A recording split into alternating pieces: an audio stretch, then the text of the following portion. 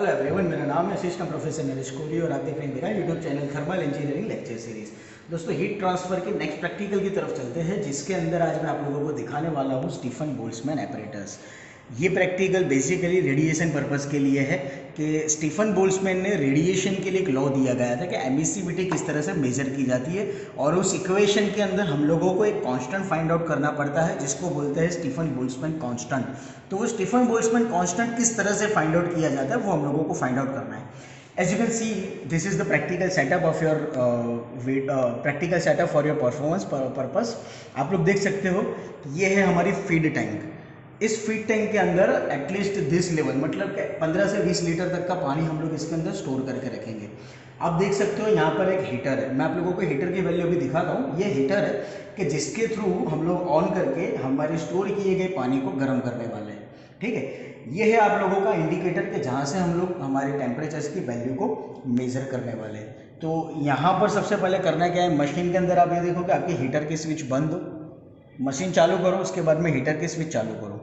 ठीक है, हीटर की स्विच चालू करोगे तो आप लोगों को यहाँ पर टेम्परेचर की वैल्यू देखने को मिलेगी। टेम्परेचर की value this is the heater.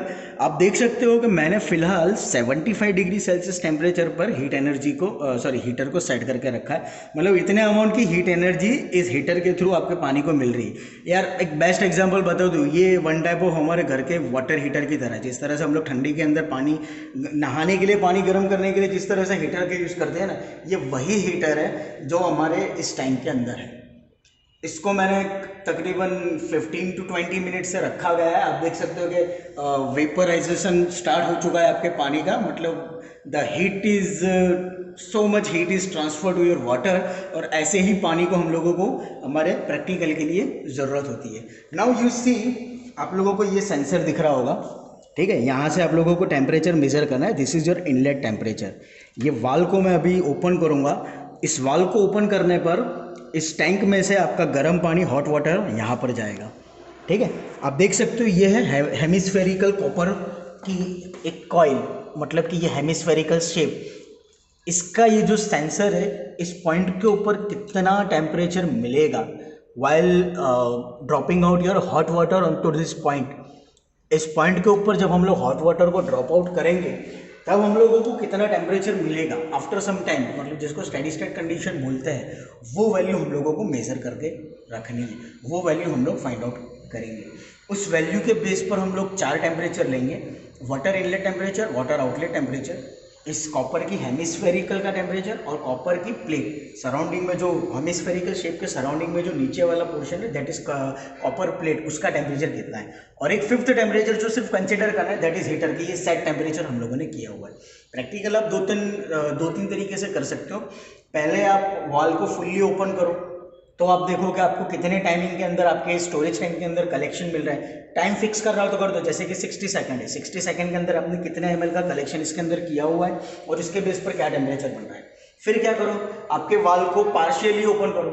Partially open करो और देखो कि 60 सेकंड के अंदर आप लोगों को कितना कलेक्शन मिल रहा है और फिर उसके बेस पर क्या टेम्परेचर की वैल्यू बन रही है। ठीक है, इस तरह से टेम्परेचर नोट डाउन करो।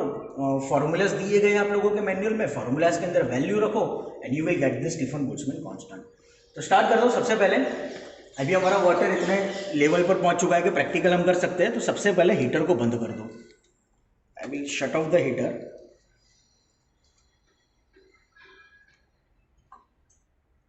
ठीक है, हीटर मैंने बंद कर दिया।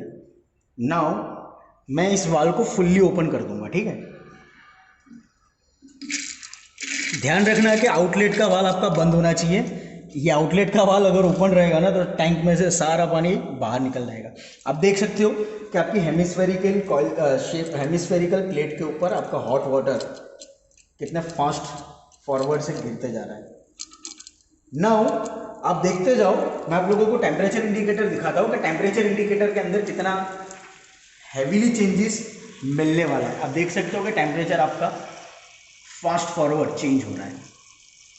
अब T1 क्या है, T2 क्या है, T3 क्या है, T4 क्या है, वो मैं आप लोगों को दिखा दूँ, तब तक ये टैंक भरा जाएगी। हमारे इसके अंदर इंडिकेटर में T3 और T4 जो होगा वो वाटर इनलेट और वाटर आउटलेट का टेम्परेचर होगा। T3 मतलब सेट टेम्परेचर जो हम लोगों ने हीटर के लिए सेट किया था, that was 75 degree Celsius. T1 और T2 मतलब कि इसमें जो T1 और T2 होगा वो कॉपर हेमिस्फीयर का टेम्परेचर होगा, T2 होगा कॉपर प्लेट का टेम्परेचर। ठीक है, तो ये 4 टेम्परेचर हम लोगों को कंसिडर करना है। मास फ्लो रेट में डायरेक्ट आप लोगों को बता देता हूँ, that is your mass flow rate will be 0.139। ठीक है, हम कंसिडर करेंगे 60 सेकंड के लिए, और ये टैंक को हम लोगों को भर देना है। हम लोग इसके अंदर कलेक्ट करेंगे 850 ml का वाटर। तो आप देख सकते हो अभी 850 ml के जितना वाटर मैंने स्टोर कर लिया है। I will close the wall. अब इसको एटलीस्ट फॉर ए मिनट और 5 मिनट इसको ऐसे ही रहने देना है। ऐसे ही रहने देने के बाद में आप लोगों को टेम्परेचर की एक स्टेबल वैल्यू मिलेगी। उस स्टेबल वैल्यू को हम लोगों को वैसे नोट कर, देखो वैसे तो इसको आप एटलीस्ट 10-15 मिनट तक रखोगे तब आपको स्टेडी स्टेट कंडीशन मिलेगी, जो वैल्यू मैं आप लोगों को दिखा देने वाला हूँ। लेकिन वैल्यू यहाँ पर चेंज हो चुकी है, वैल्यू चेंज हो गई है। इसको हम लोगों को वेट करना है कि स्टेडी स्टेट कंडीशन तक आए। स्टेडी स्टेट कंडीशन आएगी मतलब एटलीस्ट 15 to 20 मिनट्स चाहिए। तो वो वैल्यू मैं आप लोगों को मेरे टेबल के अंदर से दिखा दूंगा। फिलहाल हमारे पास में क्या चेंजेस है वो मैं आपको दिखाता हूँ। T1 let's say that is 86 degree Celsius, 86-85 अभी वेरी हो रहा है क्योंकि हीट ट्रांसफर होगी कंटिन्यूसली एटमॉस्फेयर के साथ में, इसके लिए। T2 अगेन 85, T3 वेरी नहीं हो रहा है मतलब कि 32 degree Celsius, T4 27 degree Celsius मतलब वाटर इनलेट था 32, वाटर आउटलेट है 27-28, ये वेरी हो रहा है मतलब still it's gonna be change. ठीक है, तो इस तरह से 4 टेम्परेचर आपको मिल जाएंगे। 4 टेम्परेचर जो मिल जाएंगे, इन चारों 4 टेम्परेचर को आपको ऑब्जर्वेशन टेबल के अंदर नोट करना है। एज यू कैन सी, फिर से एक बार, सेट टेम्परेचर हीटर का 75 डिग्री सेल्सियस था। वाटर इनलेट टेम्परेचर जो मैंने आपको दिखाया 32 डिग्री सेल्सियस था। वाटर आउटलेट टेम्परेचर जो हमारे पास में आ रहा है 27, जो कि वेरी हो रहा है। मेरे पास में 75-62 ये स्टेडी स्टेट कंडीशन की वैल्यू है, ये आप लोगों को अभी अलग ही मिलेगी। वॉल्यूम ऑफ वाटर हम लोगों ने 850 ml लिया है। Time of second 60 second consider करके चलो, मैंने स्टॉप वॉच दिखाया नहीं लेकिन आप लोगों को 60 सेकंड कंसिडर करके चलना है। Mass flow rate is 0.139।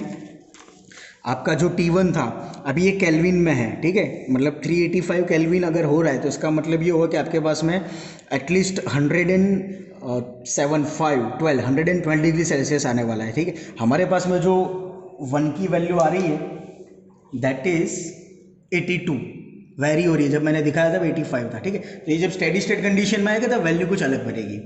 उसी तरह से कॉपर प्लेट का टेम्परेचर दैट इज 355 मतलब आपको डिग्री सेल्सियस मिलेगा 55 + 27 that is 82 degree Celsius. Energy supplied you can find with the help of this equation that E = mCp ΔT, मतलब कि Ti - TO। Ti is the inlet temperature of water, TO means outlet temperature of water. Area of the hemisphere that is given to you, आप लोगों को आपके observation में radius मिल जाएगी क्योंकि diameter दिया हुआ है।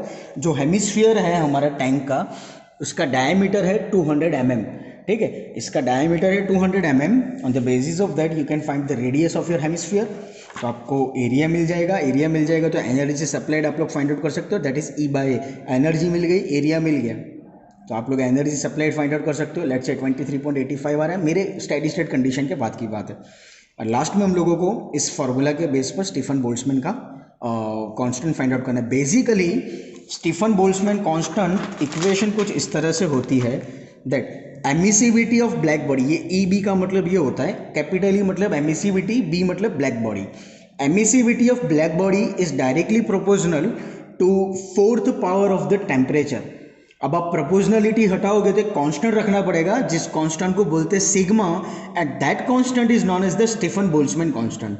That sigma is known as the Stefan Boltzmann constant, and that sigma is the standard value that 5.67 × 10⁻⁻⁸ Wm², Kelvin⁴। ये स्टैंडर्ड वैल्यू है सिग्मा की। ठीक है, और इसी वैल्यू के बेस पर हम लोग एक प्रैक्टिकली वैल्यू फाइंड आउट करते हैं जो कि यहाँ पर हमको मिल रही है 4.725 × 10⁻⁹ Wm², Kelvin⁴। नियरर वैल्यू मिलेगी, नियरर वैल्यू ना भी मिले, ये पॉसिबल है। ठीक है, तो ये था स्टीफन बोल्ट्जमैन का प्रैक्टिकल परफॉर्मेंस। आई होप दोस्तों के इस प्रैक्टिकल में आप लोगों को समझ में आया होगा। अगर कोई क्वेश्चन हो तो मुझसे जरूर पूछिएगा। Thank you so much.